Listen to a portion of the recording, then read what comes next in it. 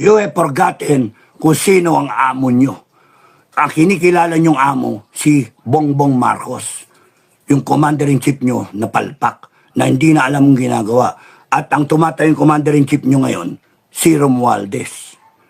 And that cannot be allowed.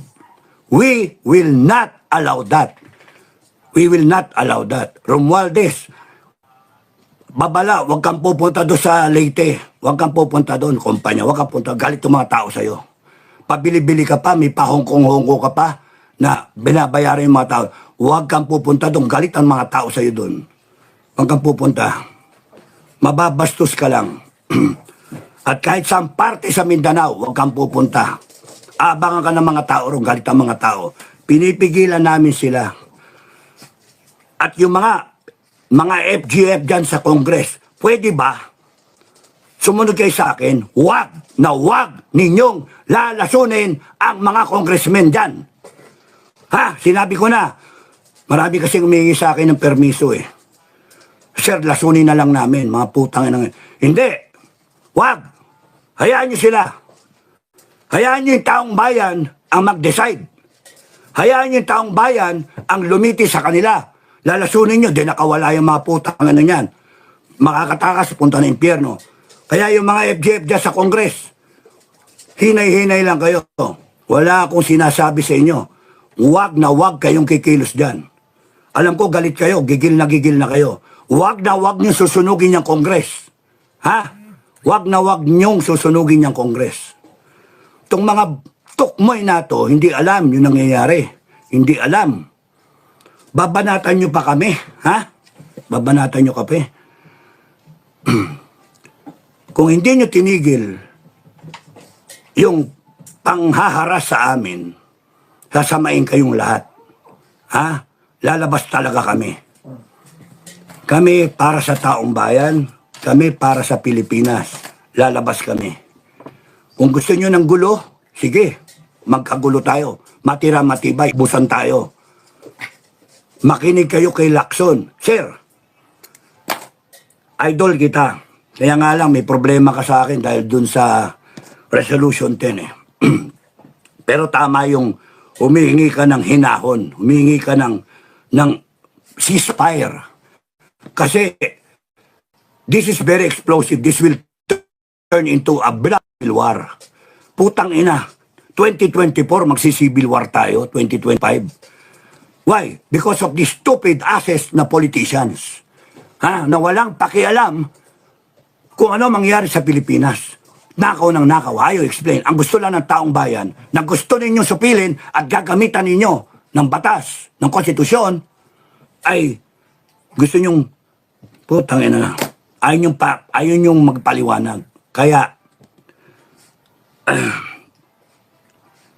Sir Ping, nila pagsabihan mo, ang tagal nang nagtitimpi ng taong bayan. Kaya tignan nyo, mahinahon. No? Pero next time around, I believe, when they come out, they now know na ang gobyerno will use all force, excessive force para mapigilan ang taong bayan. That's why they will arm themselves. According to our intel, ganon ang usap-usapan. They will arm themselves. They will go out because they question mark yung kung saan tatayo ang PNP tsaka AFP. Ngayon, naninigurado sila. At kung kumampi ang AFP at PNP sa mali, kalaban nila taong bayan.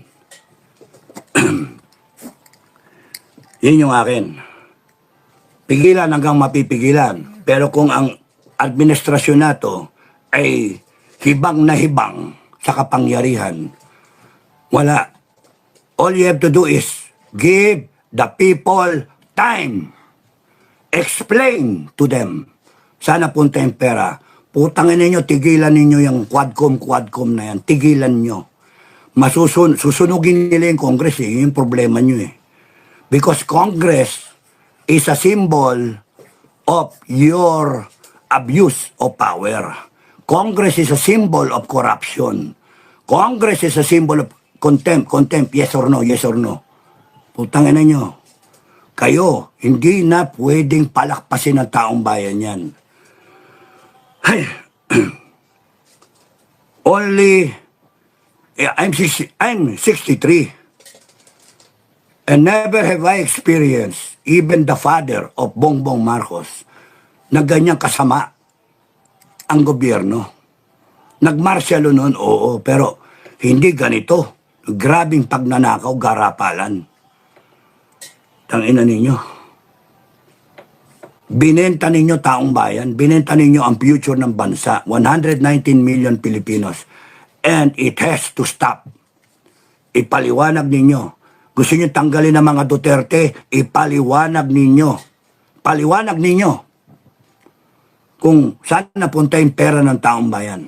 Paliwanag ninyo. Hindi yung popokus kayo sa 125 million tapos kayo, yung resolution 10 ninyo, hindi kayo nag-explain yung mga ginastos ninyo, travel expenses ninyo. Last, yung nagtanong sila sa Ellis, unaccounted for 2 billion.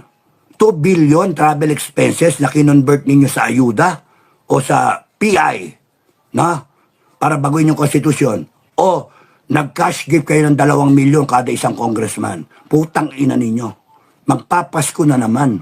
Walang pinagbago ang buhay ng taong bayan. Maggago kayo. Kaya, maganda mga kababayan, ramdaman ninyo na kailangan ilagay nyo sa puso ninyo yung mga mali.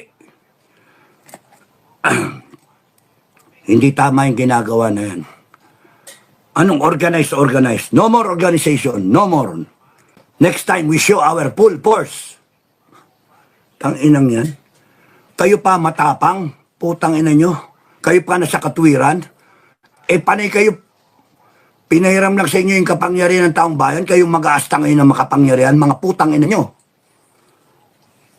Matatakot kayo sa totoo lang. Aalis kayo ng bansa. Putang ina nyo. Takot ninyo sa taong bayan. Pag kayo, sinisilaban na ng taong bayan, ha? Pag kayo, pinag-iiwanan ng taong bayan sa galit nila, anong gagawin natin? Wala. Kami, panonoorin namin. Alam ka nang pigilan namin yan. Kami mahihiwa. Kami mapupukpok. AFP ninyo, tsaka PNP. Anong gagawin nyo? Raratratin nyo yan. Pipigil kayo. Sabi, manonood din kami. Kami, magpa-popcorn kami. Sinasabi na sa inyo eh. Tigilan nyo eh. Okay. Tangina ninyo, mga troll kayo. Mag-ano na kayo ha, mag-isip-isip kayo. Madadamay kayo. Ang lalakas ng loob ninyo. Hindi na makikilala. Ikulong lahat. Kita nyo ang galit ha. Tingnan ninyo ha. Mga comment ng tao. Ikulong lahat ang mga yan. Tatlong mastermind pa ba? Trilyon ang kinulumbat nila. Daming troll alam nyo kaya kayo nagpapakita ng troll, ha? Gumagamit kayo sa gobyerno, takot na takot. Pinasalitaan nyo pa si JDE, Enrile, pinasalitaan nyo pa. Manong Johnny, tiniente ako nung Defense Secretary ka. Idol ka namin noon.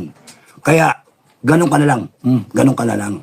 Kasi wag mo isapalaran yung ganda ng iyong pangalan, dedepensahan mo yung animal na yan. Putang inang yan. Saan ka ba? Sa taong bayan? Okay sa'yo yung droga? Okay sa'yo komunista? Na pinaglaban mo, komunista? Nainis ka? Ang daming namatay na sundalo? Defense Secretary ka? Tapos nga nasa Congress na ang komunista? Nagdidikta kung anong gagawin? Putang inang yan. Manong Johnny, ikaw ang nasa mali. Kami nasa tama. Ano sasabihin mo? Bring it on. I-challenge nyo pa ng gano'n ng taong bayan. Sige, mga kababayan, sina-challenge kayo. You're being challenged. Tama lang sa iyo yung nakawan. Tama lang. Ay, oo, siguro nakinabang ka rin sa Resolution 10, You know, the people have to take a stand. The people, matitinong kababayan, they will have to take a stand. You know why? Because they are, worried